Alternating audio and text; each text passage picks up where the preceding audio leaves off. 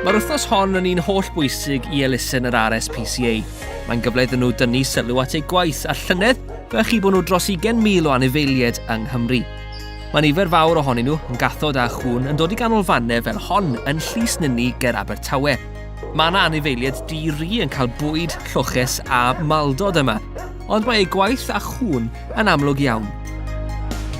Wel, mae llefydd fel hyn yn bwysig iawn ar nifer o lefelau gwahanol mewn gwirionedd. Maen nhw'n darparu cyngor milfeddygol yn gyntaf, ond pwysig yw'r mwyaf bod nhw'n cartrefu rhyw 20 neu mwy o cwn gwahanol. Felly mae'r cyhoedd yn gallu dod i cael golwg, cysidro felly ail-gartrefu'r anifeiliaid yma. Maen nhw'n canolfannau lle mae'r mediadau'n gallu ymgyrchu ar gyfer yr anifeiliaid hefyd, felly mae yna nifer o lefelau gwahanol. Ond y pwysigrwydd mwyaf, wrth gwrs, maen nhw'n lle i'r cwn mae i ddod. Hanesion digon cas i gyda'r rhan fwy o'r cwn fan hyn. Ble arall elen nhw, ond i'r rhywle fel hyn. Gobaith yr RSPCA yw i ddod o hyd i berchnogion newydd i'r anifeiliaid yma. A'r llynedd fe gafodd 2,000 ohonyn nhw gartrefi newydd. Ond yr holl waith, mae achosion o greulondeb tuag at anifeiliaid yn parhau.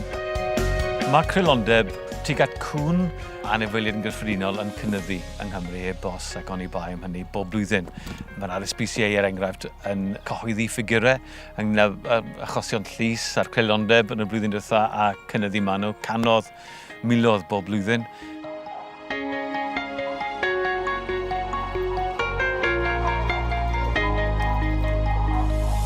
Mae'n anodd credu fel gall ci fel hyn i amddyfadu, ond dyna'r union beth ddigwyddodd i Mili. Mae Mili yn 19 mis oed, a gyfedaeth yr RSPCA ar draws Mili mewn tŷ yn wag. Mae'n debyg bod Mili wedi bod yna ers wythnosau.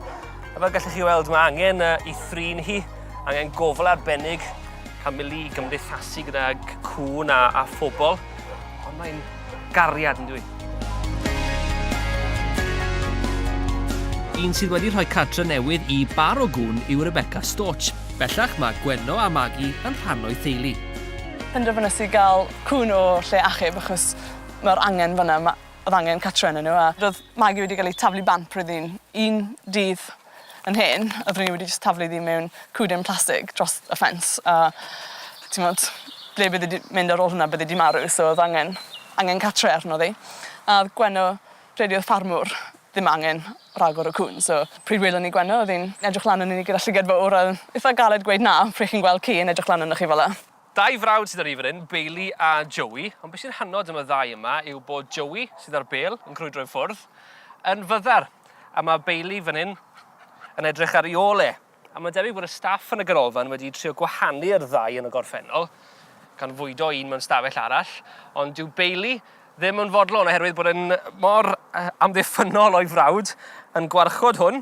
Felly os ydych chi am fabwysiadu Bailey a Joey, mae'n eich cael y ddau gyda'i gilydd. Cyn mynd ati i fabwysiadu ci, mae'n rhaid ystyried y peth yn ofalus iawn. Y cyngor priodol mwyaf, byddwn ni'n dweud, yw bod yn ddyletswydd mawr. Dyna'r peth pwysica, bod rhywun sy'n am fod yn berchenog yn sylweddoli fod yn ddyletswydd i roi ymarfer corff, i fwydo, triniaeth milfeddygol, fod siwrans, pob fath, dyna'r gyfraith nawr. Wedi hynny, mae yna pethau eraill, enghraifft pwy fath o gych eisiau, a mae llefydd fel hyn yn rhoi digon o gyngor da.